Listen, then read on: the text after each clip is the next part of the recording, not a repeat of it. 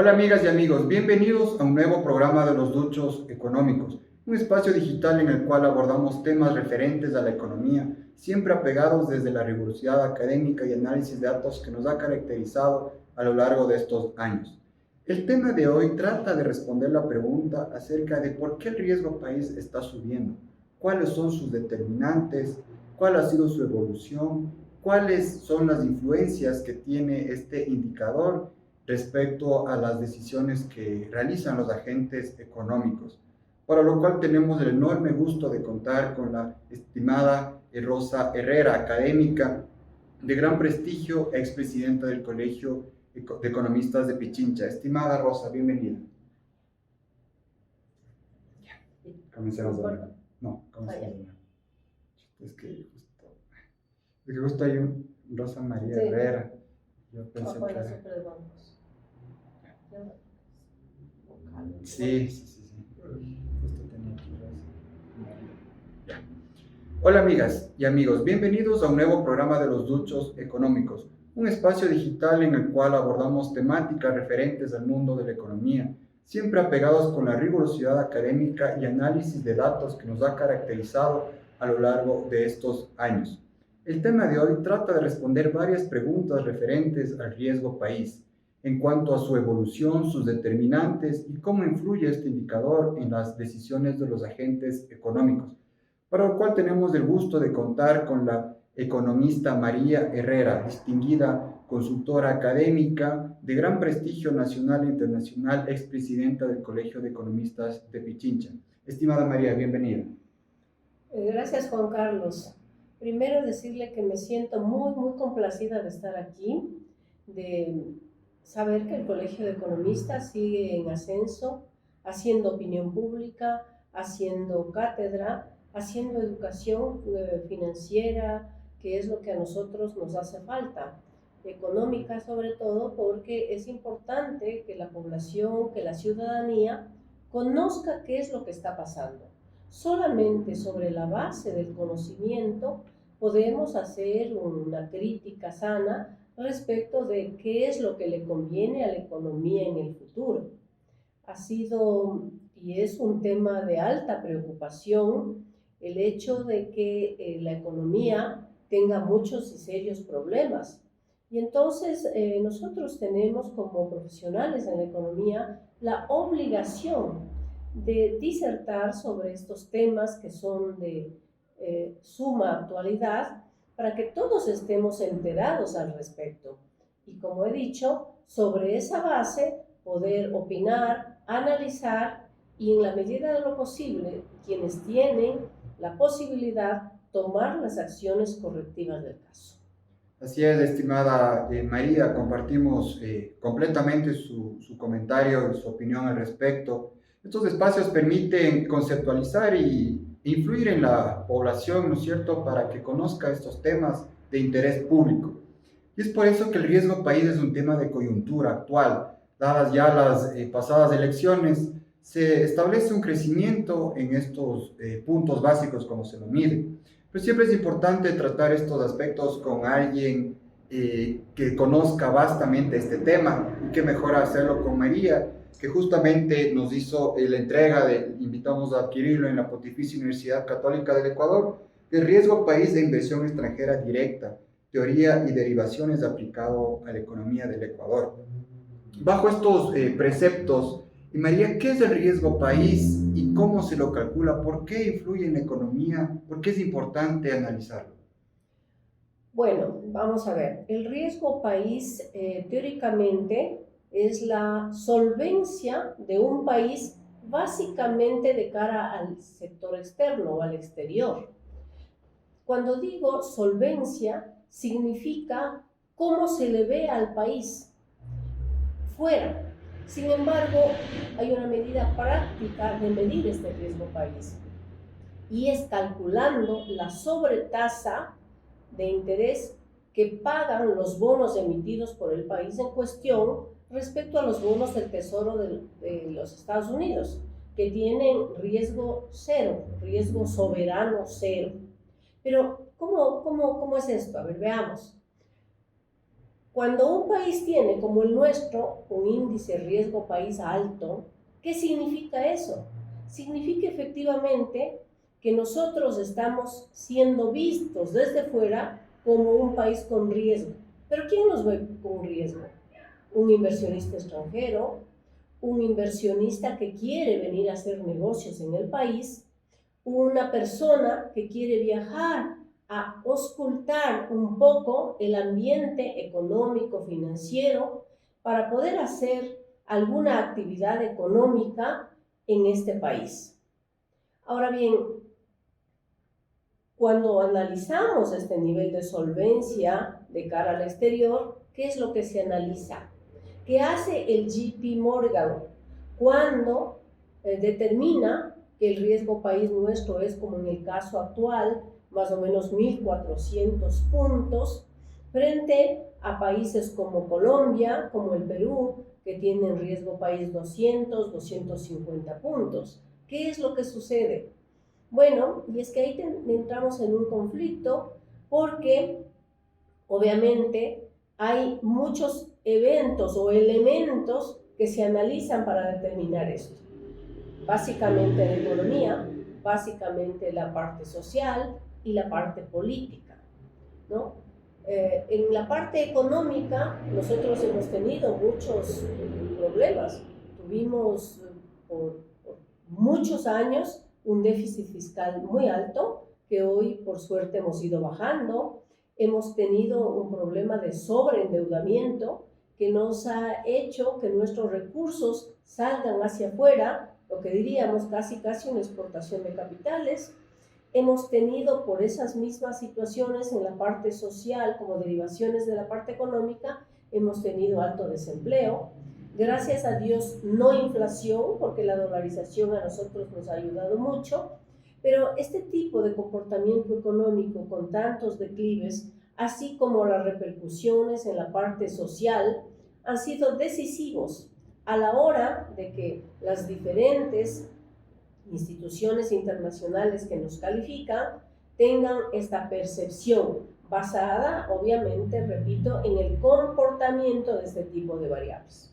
En el caso ecuatoriano se añade un tema extremadamente conflictivo y es el tema político. Todos conocemos cómo la política aquí en el Ecuador influye decisivamente en el comportamiento y en el manejo económico. Entonces, por poner solamente un ejemplo, hace poco tiempo en este gobierno se ha presentado un proyecto de ley de atracción de inversiones, pensando captar una cantidad significativa de inversión extranjera para que pueda influir en el marco productivo, en el sector productivo de nuestra economía, producir más bienes y servicios, o sea, generar riqueza y también, obviamente, compensar la parte social generando empleo. Pero esa ley no fue aprobada en el Congreso, fue archivada en el Congreso. Y así por el estilo, hay muchos temas que se han presentado y que se han ido desechando. Y la Asamblea, que es obviamente quien norma la parte legal, se ha dedicado exclusivamente o casi exclusivamente al tema político per se, ¿no? Eso es de captar dignidades, de hacer componendas, de fijar liderazgos, sin importarle la parte económica, que lamentablemente mal se hace en echarle la culpa solamente al gobierno, cualesquiera que este sea, porque el poder legislativo está hecho precisamente para legislar. Y en la legislación entran muchos temas de la economía que son los que competen, obviamente, al gobierno central para tomar decisiones y para corregir eventualmente varios de estos equívocos o errores que mantienen la economía local desde mucho tiempo. Muchas gracias por su análisis y comentario, economista. En efecto, desde el 13 de junio del año 2022, el riesgo país se encuentra por sobre los 1.000 puntos.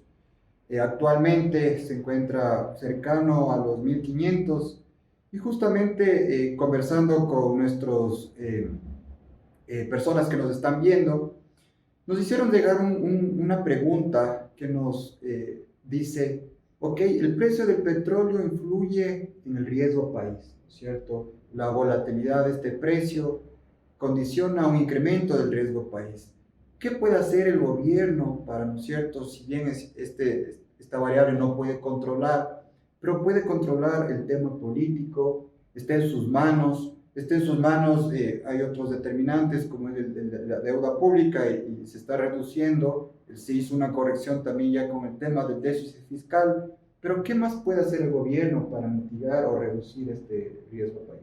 Bueno, no solamente el precio del petróleo, sino el precio de todos los productos que nosotros exportamos. El vaivén que tengan los precios de nuestras exportaciones va a determinar ese comportamiento, porque vamos a poder exportar más, importar menos o importar más.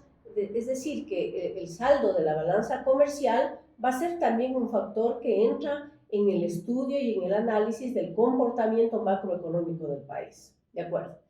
Pero no solamente eso, ¿no? Hay muchísimos factores. Por ejemplo, cuando las calificadoras de riesgo, se me ocurre el nombre de Standard & Poor's, que también hace una calificación sobre el desenvolvimiento económico, social y político del Ecuador para calificar con AAA, con AA, también la deuda soberana de cada país. Entonces, hace un análisis de muchos otros factores. Por ejemplo, hay unos índices muy conocidos como son el índice de libertad económica, como son el índice del Doing Business, ¿no? El primero, ¿qué tan abierto es el marco nacional para captar capitales extranjeros?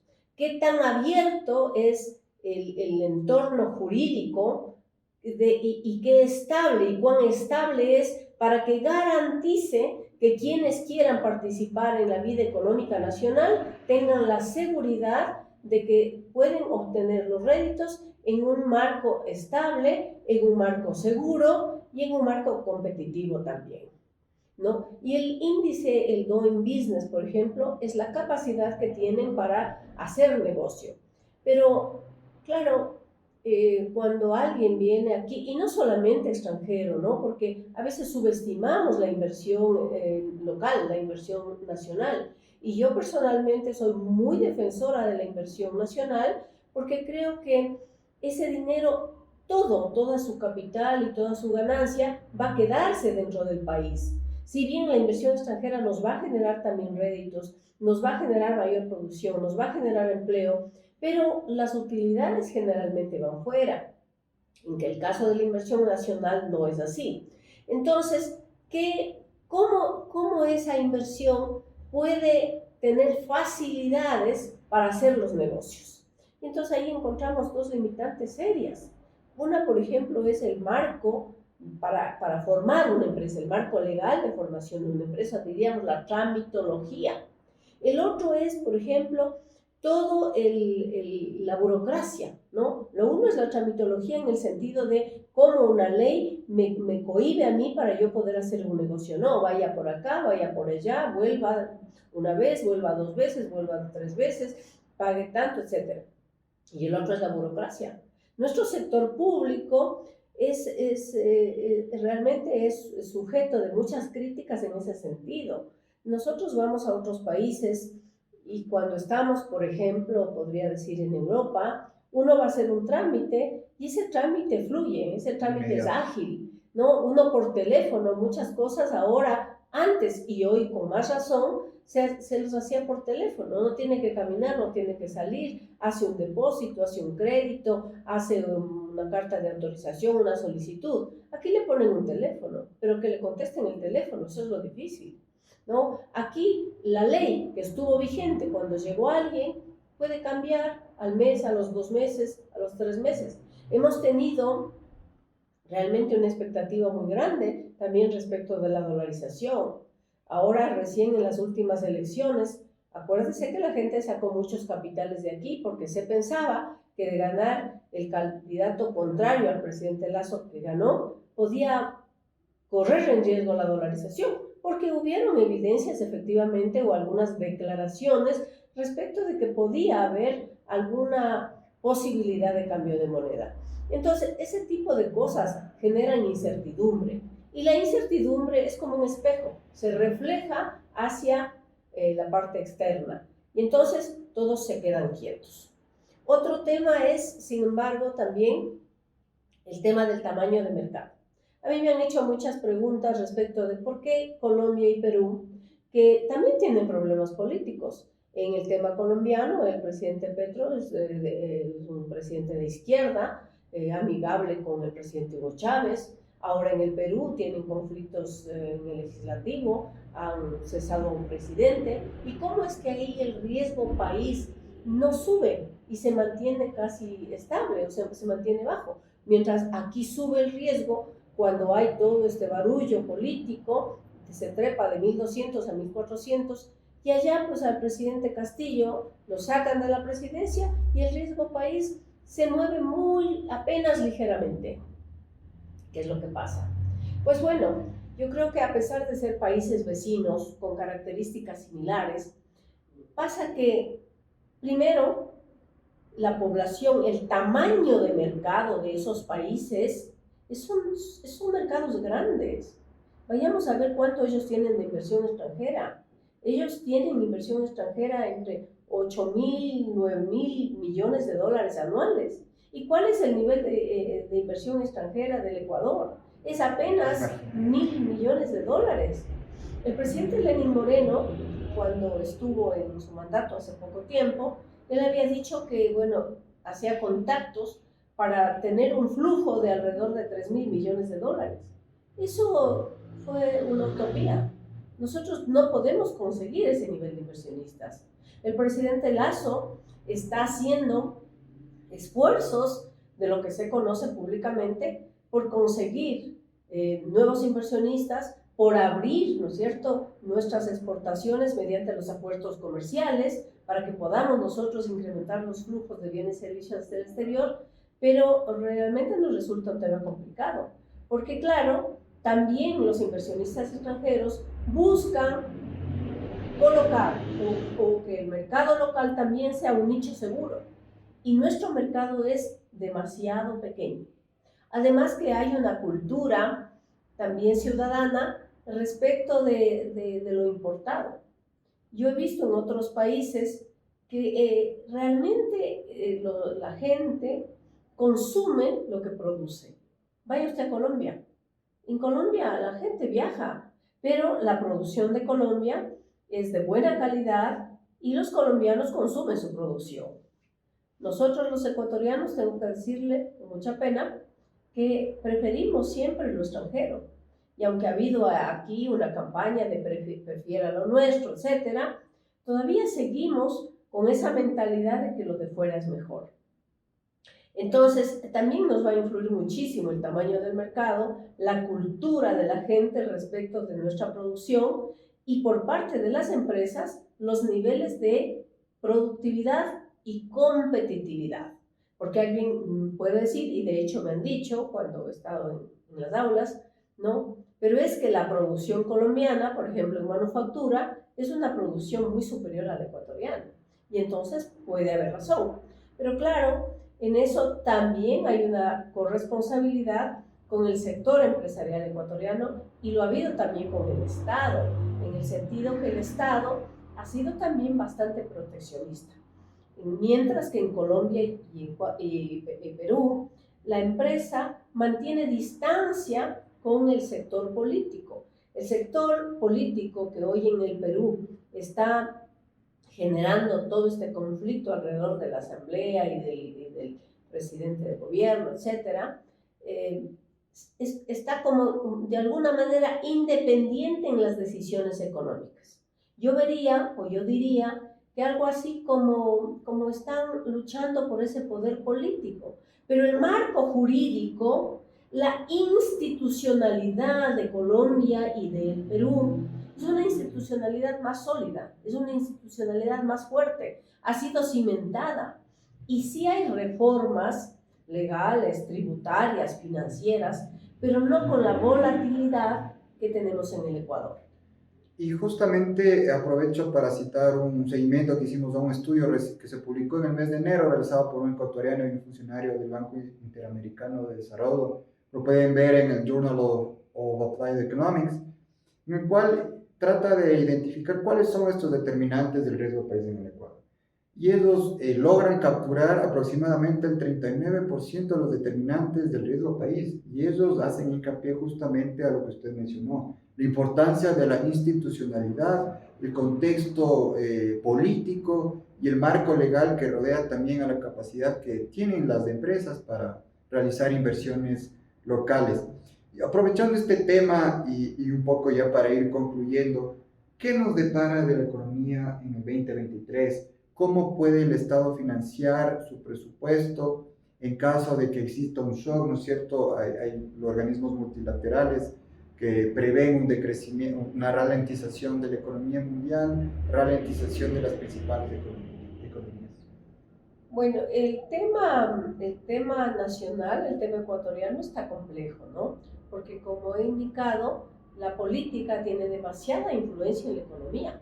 Entonces, como que sí, quienes tienen que hacer, quienes son los hacedores de la política económica, se ven a veces atados de pies y manos. Y no me estoy refiriendo solamente a este gobierno. Esto ha sido casi una constante en el transcurso del tiempo, excepto en el gobierno del presidente Correa, que él tomaba las decisiones unilateralmente o que a su vez tenía el apoyo de la Asamblea.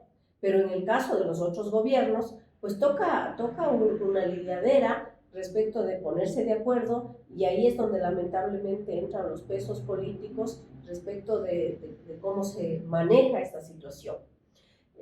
Pienso que también el manejo económico, que aunque no se ve desde fuera, se siente poco, pero el hecho de haber disminuido el déficit fiscal, el hecho de haber incrementado las reservas que estuvieron bajas de la Reserva Monetaria Internacional, el hecho de generar un ambiente, diríamos, por lo menos de un llamado, de disminución del conflicto que hace el gobierno, son elementos que nos pueden ayudar, que nos pueden ayudar.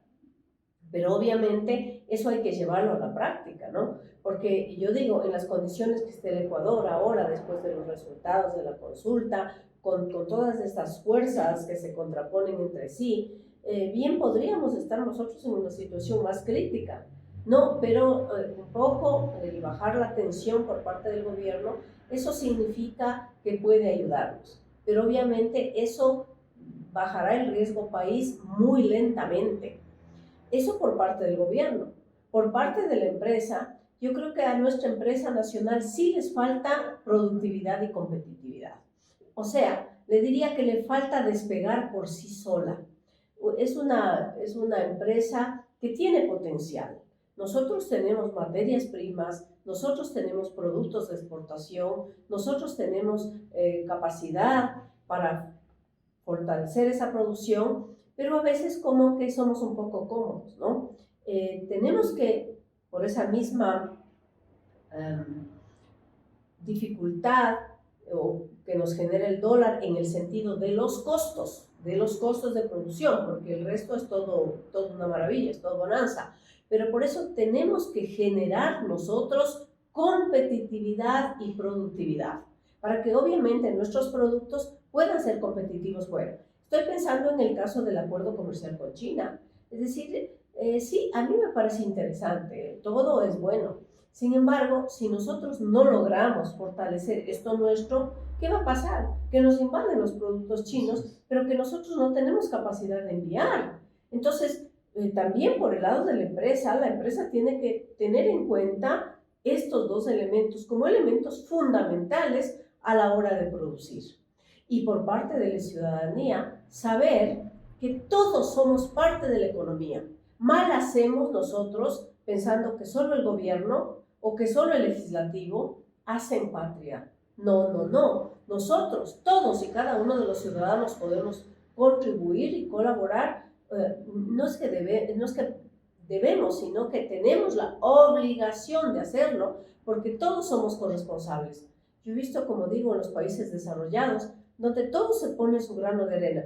Ejemplo, todos vamos a pagar nuestros impuestos, Aquí tenemos un nivel de evasión altísimo, tenemos una cartera de impuestos por cobrar altísima, y entonces así no se puede hacer. O sea, no es solamente un estamento el que tiene que generar el desarrollo y el progreso. Y este índice del riesgo país, el ENVI que se llama, que es el medidor, que es como el termómetro de esa imagen que decía del país hacia afuera, está influenciada de todas estas actos o eventos de la vida cotidiana. Entonces, el gobierno, como usted decía al inicio, todos los agentes económicos, el gobierno, las empresas y la ciudadanía somos corresponsables del desarrollo y del fracaso de nuestro país. Cuando nosotros realmente querramos que el éxito del Japón, el éxito de los países asiáticos, ¿cuál de los famosos tigres asiáticos? ¿Cuál ha sido? Ha sido el trabajo y el trabajo, denodado. Y nosotros no tenemos eso. Bueno, sí es parte de nuestra cultura occidental que somos menos trabajadores, pero también tenemos hoy una línea de comportamiento general respecto de cómo surgen los países. Y es en base a esto, en base al consenso, a la reconciliación, al trabajo, al respeto a la ley y a la conformación de la institucionalidad. Por supuesto, la corrupción es un elemento aparte. Eso es un eje transversal que se ha introducido en todos y cada uno de los eventos de la vida cotidiana. Y todos, cada uno de nosotros, podemos ser parte para disminuir esa corrupción tan alta que nos hace tanto daño.